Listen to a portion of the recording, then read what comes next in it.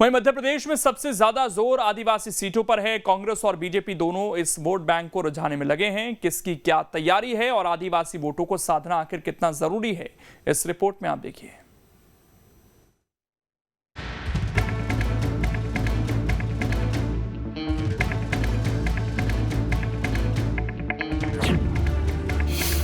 आदिवासी सीटों पर कांग्रेस का अभियान, गैर राजनीतिक चेहरों को टिकट का प्लान। आदिवासी सीटों पर बीजेपी पिछले कई महीनों से सक्रिय है। पीएम मोदी से लेकर अमित शाह तक इस वर्ग को साधने आ चुके हैं। कई बड़े कार्यक्रम भी हो चुके हैं, कई आगे प्लान भी हैं। तो जवाब में अब आदिवासी सीटों पर कांग्रेस एक नया प्रयोग करने की तैयारी में है, ताकि इन सीटों पर 2018 वाले प्रदर्शन को दोहराया जा सके। बताया जा रहा है कि गैर राजनीतिक चेहरों को कांग्रेस टिकट दे सकती है।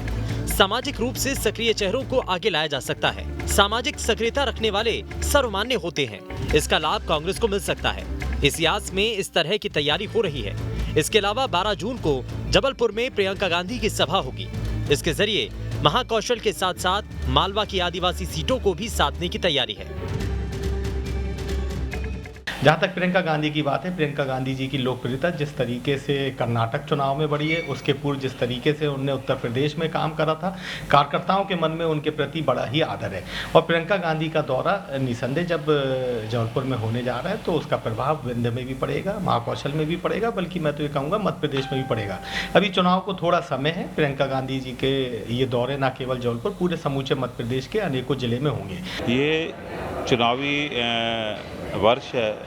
हर नेता को हर अपने आप को जो स्टार प्रचारक समझते हैं उनको स्वाभाविक आना चाहिए, और जहाँ जहाँ उनके पांव पड़े वहाँ वहाँ वो हारे हैं। इसलिए मैं तो ये कहूँगा कि वो आएँ और महाकौशल को, भारतीय जनता पार्टी को जिताने का एक नया कदम रख के जाएँ।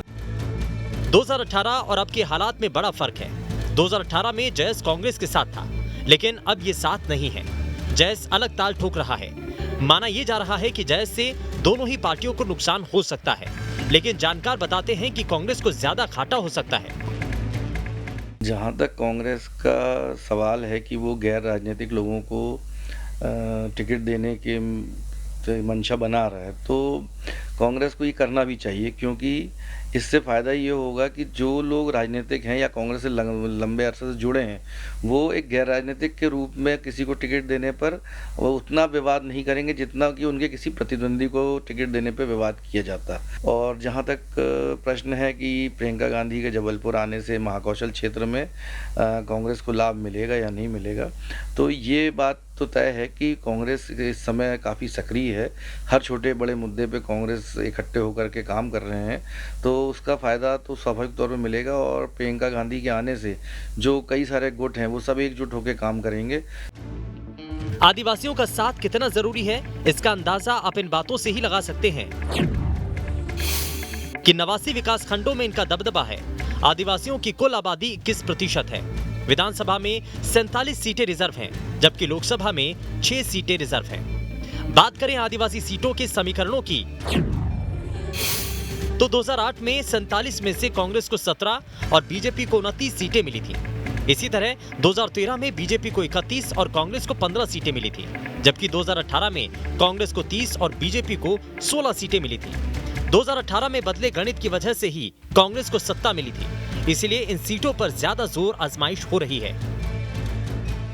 मध्य प्रदेश में विधानसभा चुनाव की उल्टी गिनती शुरू हो गई है।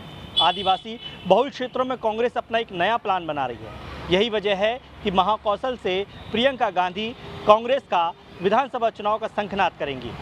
स्वाभाविक बात है कि आदिवासी सीटों को साधने की कोशिश यहां पर कांग्रेस पुरजोर तरीके से कर रही है। देखना होगा कि यह अभियान कांग्रेस के लिए कितना फायदेमंद साबित होता है। Durgesh Kumar, team news state.